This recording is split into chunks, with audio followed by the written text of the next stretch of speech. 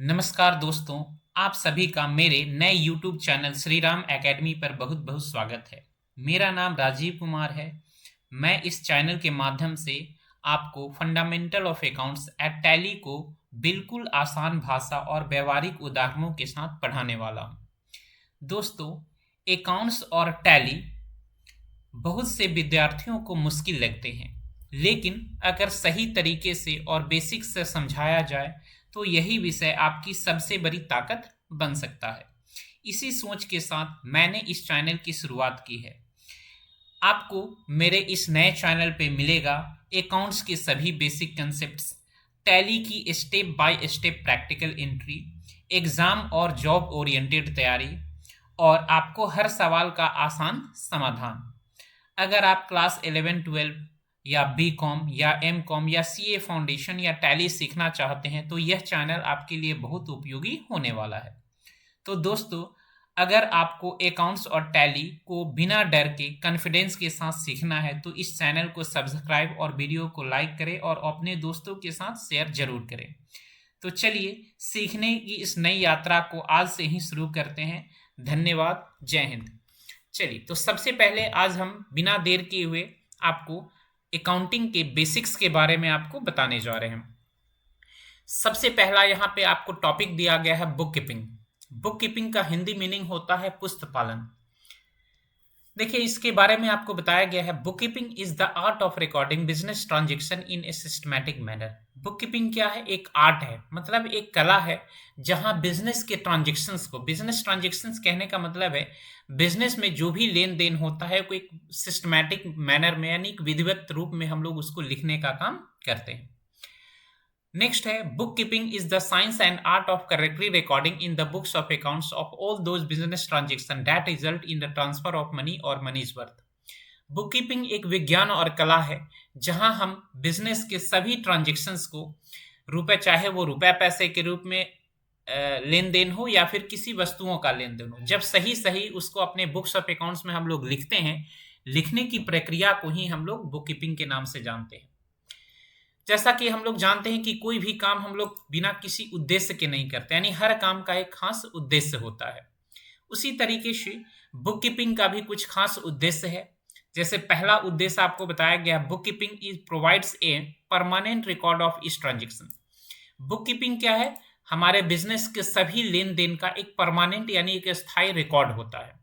स्थायी रिकॉर्ड इसलिए क्योंकि बिजनेस जब हम लोग करते हैं तो वहाँ बहुत सारे लेन देन होता है, तो सबको याद रखना संभव नहीं है। तो इसलिए हम लोग क्या करते हैं, उसको अपने बुक्स ऑफ अकाउंट्स में लिख के रख लेते हैं, ताकि इन फ्यूचर कभी भी हमको उस ट्रांजेक्शन्स के बारे में, उस लेन देन के बारे में कोई जानकारी प्राप्त करना हो तो आसानी से हम प्राप्त कर सकते हैं। दूसरा है, soundness of a firm can be extracted from the record of assets and liabilities. Sorry, यहाँ पे थोड़ा सा मिस्टेक है। Liabilities on a particular date. किसी भी बिजनेस की मजबूती जो है वो उसके एसेट्स और लायबिलिटीज पे डिपेंड करता है। एसेट्स मतलब उस बिजनेस की संपत्ति और बिजनेस की लायबिलिटी पे। तो बुक कीपिंग के माध्यम से हमको अपने बिजनेस का संपत्ति और लायबिलिटीज यानी संपत्ति और देयताओं का जो विवरण है वो हमें पता चल जाता है, और जिससे हम अपने बिजनेस की मजबूती के बारे में आसानी से जान जाते हैं। Entries related to income and expenditure of a concern facilitate to know the profit and loss for a given period। यहाँ पे बताया गया है, बुक कीपिंग के दौरान जो हम लोग एंट्रीज करते हैं, चाहे वो किसी इनकम का एंट्रीज हो, किसी आमदनी का एंट्री हो या फिर किसी खर्च का एंट्री हो, ये क्या करता है, हमको किसी निश्चित पीरियड के दौरान हमको उस बिजनेस से कितना प्रॉफिट या कितना लॉस हुआ है उसको जानने में हमको मदद करता है। दूसरा है, it enables to prepare a list of customers and supplier to ascertain the amount to be received or paid। ये हमें अपने कस्टमर्स यानी ग्राहकों का या सप्लायर्स जिससे हम सामान खरीदते हैं उसका एक लिस्ट बनाने में मदद करता है, ताकि हमको ये पता रहे कि किससे हमको कितना अमाउंट लेना है या फिर किसको हमको कितना अमाउंट पेड करना है। It is a method give opportunity to review the business policy in the light of the past record। ये एक तरीका है बुक कीपिंग जिसके माध्यम से हम अपने बिजनेस के पिछले ट्रांजेक्शन्स के माध्यम से, पिछले लेन देन के माध्यम से आगे का पॉलिसीज तैयार करते हैं।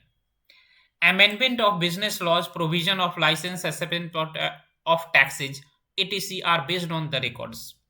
और बिजनेस में जो भी हमको बिजनेस के लॉ में अमेंडमेंट्स यानी कुछ बदलाव लाना होता है, या लाइसेंस की ज़रूरत होती है, या टैक्सेशन का असेसमेंट करना होता है, तो इसी रिकॉर्ड्स के आधार पे ये सारी जानकारी हमको या ये सारा काम हमको आसानी से हो जाता है। तो चलिए, बुक कीपिंग सिंपली ये कहलाता है कि बिजनेस में जो भी आप लेन देन करते हैं, उस लेन देन को केवल लिखने की कला को ही हम लोग क्या कहते हैं, बुक कीपिंग कहते हैं। अब हम लोग आते हैं अकाउंटिंग। अकाउंटिंग के बारे में देखिए बताया गया है, American institute of certified public accountants AICPA, which defines accounting as the art of recording, classifying and summarizing in a significant manner and in terms of money transaction and events which are in part at least of a financial character and interpreting the results thereof। American institute of certified public accountants के अनुसार accounting क्या है, तो business में जो भी transactions होते हैं, चाहे वो मनी ट्रांसफर के कारण हो, या किसी लेन देन हो, या कोई घटना हो, जब उसको हम अपने बुक्स ऑफ अकाउंट्स में लिखते हैं, क्लासीफाई उसका वर्गीकरण करते हैं, या उसका एक समराइजिंग तैयार करते हैं, जो मूल या आंशिक रूप से हमारे बिजनेस का पार्ट होता है, और उससे जो रिजल्ट प्राप्त होता है, मतलब हम लोग जब बिजनेस करते हैं तो बिजनेस से हमको दो ही तरह का रिजल्ट प्राप्त होता है, या तो प्रॉफिट नहीं तो लॉस। तो प्रॉफिट एंड लॉस का भी हम लोग क्या करते हैं, इंटरप्रेटिंग करते हैं, नहीं विश्लेषण करते हैं, और इसी कला को हम लोग बिजनेस में क्या कहते हैं, अकाउंटिंग कहते हैं। तो आप देख सकते हैं दोनों में अंतर क्या हो गया। बुक कीपिंग केवल बिजनेस के ट्रांजेक्शन्स को रिकॉर्ड करना है, केवल लिखना है, लिखने की कला को हम लोग बोलते हैं। लेकिन अकाउंटिंग क्या है, बिजनेस में जो भी लेन देन होता है उसको लिखने के साथ साथ बिजनेस को रिजल्ट को भी तैयार करना होता है। मतलब बिजनेस हम लोग किए तो बिजनेस से हमको कितना प्रॉफिट या कितना लॉस हुआ है, इसका भी निर्धारण हमको अकाउंटिंग के थ्रू पता चलता है।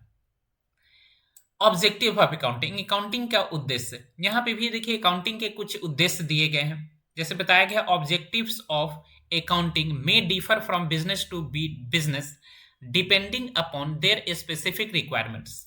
यहाँ बताया गया कि किसी भी अकाउंटिंग का ऑब्जेक्टिव जो है वो बिजनेस पे डिपेंड करता है।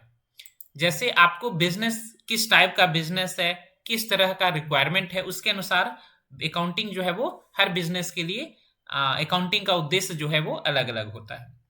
However the following are the general objectives of accounting. यहाँ पे ऑब्जेक्टिव्स का कुछ जनरल दिया गया है जो सारे तरह के बिजनेस में कॉमन होते हैं। जैसे लिखा गया, to keeping systematic record, business का एकदम सिस्टमैटिक रिकॉर्ड रखने के लिए हम लोग अकाउंटिंग करते हैं। To ascertain the result of operation, हमने जो बिजनेस किया उस बिजनेस का क्या रिजल्ट हुआ, प्रॉफिट हुआ, लॉस हुआ, उसको जानने के लिए तैयार करते हैं। To ascertain the financial position of the business, business का फाइनेंशियल पोजीशन जानने के लिए करते हैं। To protect business properties, business के संपत्तियों को संरक्षित करने के लिए इसका यूज किया जाता है। To facilitate rational decision making, business में डिसीजन मेकिंग यानी बिजनेस में बिजनेस को आगे बढ़ाने के लिए हमको डिसीजन लेने में मदद करता है। To satisfy the requirements of law, और बिजनेस के जो नियम है उसको उसके रिक्वायरमेंट्स को ये पूरा करता है। अब नेक्स्ट है एडवांटेजेज ऑफ अकाउंटिंग। अकाउंटिंग के कुछ एडवांटेजेज, कुछ विशेषताएं होती हैं। ये तो आपका उद्देश्य था कि किस उद्देश्य से हम लोग अकाउंटिंग करते हैं। अब अकाउंटिंग की क्या क्या विशेषताएं होती है बताया गया, the following are the advantages of accounting of a business. यहाँ पे बिजनेस के अकाउंटिंग के कुछ एडवांटेजेस दिए गए हैं। जैसे पहला है, it helps in having complete record of business transaction, ये बिजनेस के ट्रांजेक्शन्स के कंप्लीट रिकॉर्ड को रखने में मदद करता है। It gives information about the profit and loss made by the business at the close of a year and it's financial condition, ये हमको बिजनेस के फाइनेंशियल ईयर के क्लोजिंग पे, यानी बिजनेस का फाइनेंशियल ईयर जब क्लोज होता है, खत्म होता है, तो उस समय हमको बिजनेस से कितना प्रॉफिट या कितना लॉस हुआ इसका इंफॉर्मेशन प्रोवाइड करता है। उसके साथ साथ ये हमारे बिजनेस के फाइनेंशियल कंडीशन, उसके आर्थिक स्थिति को भी दिखाता है। The basic function of accounting is to supply meaningful information about the financial activities of the business to owners and the managers.